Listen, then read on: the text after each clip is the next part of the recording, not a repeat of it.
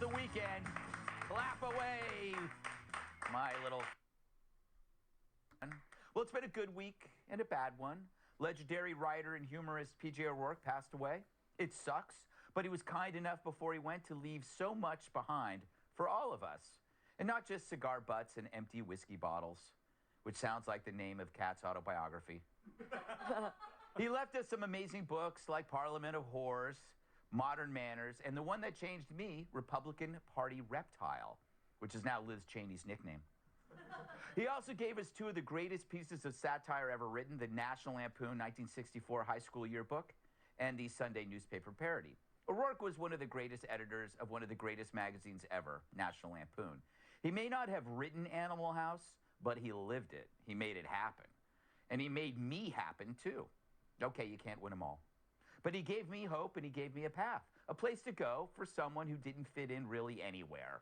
I bring this up tonight because what we're seeing in today's culture is in part PJ's legacy.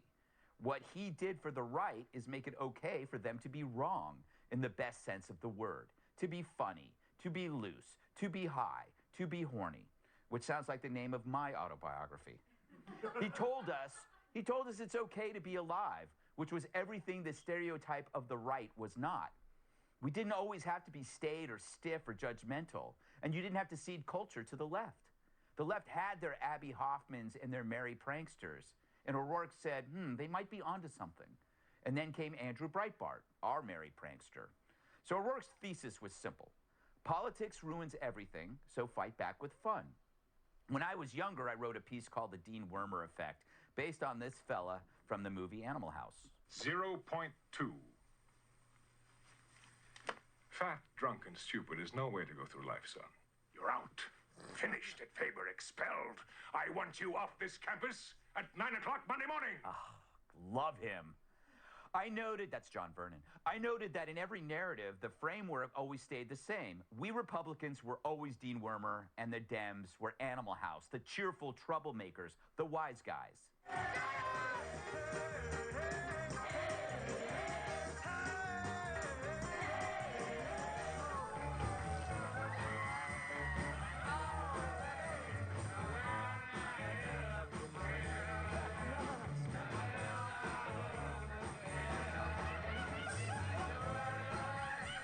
So in every situation, the right had a stick up their ass.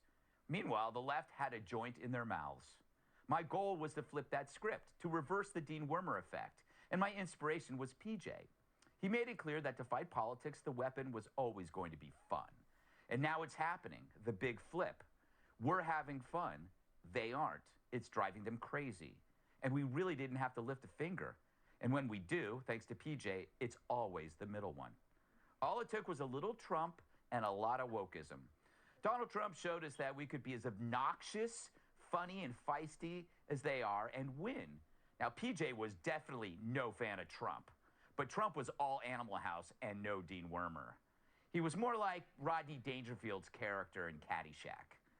Americans no longer had to choose between robotic, helmet-haired Hillary Clinton or robotic, helmet-haired Mitt Romney. Somehow a loudmouth billionaire from Queens taught Republicans how to have a good time. In an instant, we found ourselves laughing at the hapless CNN, which became a gibbering Dean Wormer. In fact, their entire lineup became a string of minor wormers, shrieking all is well, while the real world ran them over. And now wokeness came along and turned a once tolerant Democratic Party into a political version of Jonestown. Adhere to an ideology or die. The party that once said, keep the government out of my bedroom, is now the party that forces men to bring their lawyer with them on a date. The party that once advocated for a colorblind society now sees pigment, but nothing else. The party that was pro-women now replaces moms with birthing persons. So the Dems are in an all-out panic because voters now think their party is too preachy and judgmental, probably from the constant preaching and judging. The brand is now more toxic than a cup of Drano. That's wokeism, political Drano. They're so puritanical, they make Jerry Falwell look like Gene Simmons. The Democratic Party is now as repressive as a bag full of Ayatollahs, as wokeism has sucked the fun out of everything. I had a friend who, in order to lose weight, would eat some of his meal and then empty an ashtray on the rest. It worked. He stopped eating, And it ruined everyone else's appetite, too. That's what wokeism has done to the Democratic Party, but also to women's sports, awards shows, Disney, our justice system. It's an ashtray loaded with carcinogenic orthodoxy. Because it can't create, all it does is destroy. It's a political construct that forces humans to comport to unnatural demands. That may be fun in bed, but not in politics. It pretended to be about tolerance, intimidating a party through threats of cancellation. Obey, or they will ruin you, using social media and its media accomplices.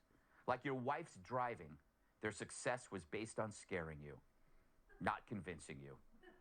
So why make a good argument when you can have rioters burning businesses and media hacks doxing private citizens for speaking the truth? That's how they took over the Democratic Party.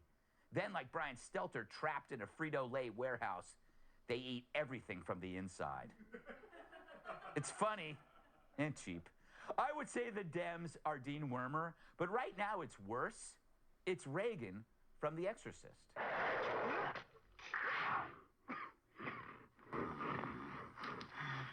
Yeah, the party's a child possessed by a demon, which definitely needs an exorcism. Because if it doesn't happen soon, they're toast. Voters deserve more than the bad ideas they barf up like so much split pea soup. I'd like to help, but frankly, I'm having too good a time. And for that, I'd like to say thank you, PJ.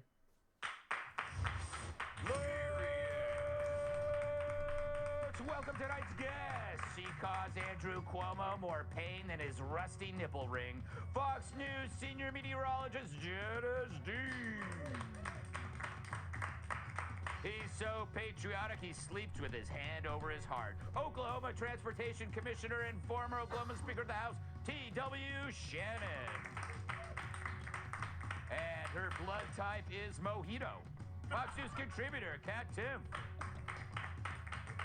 And when there's an earthquake, San Andreas says it's his fault. That's cute. My massive sidekick in the NWA's World Television Champion, Tyrus.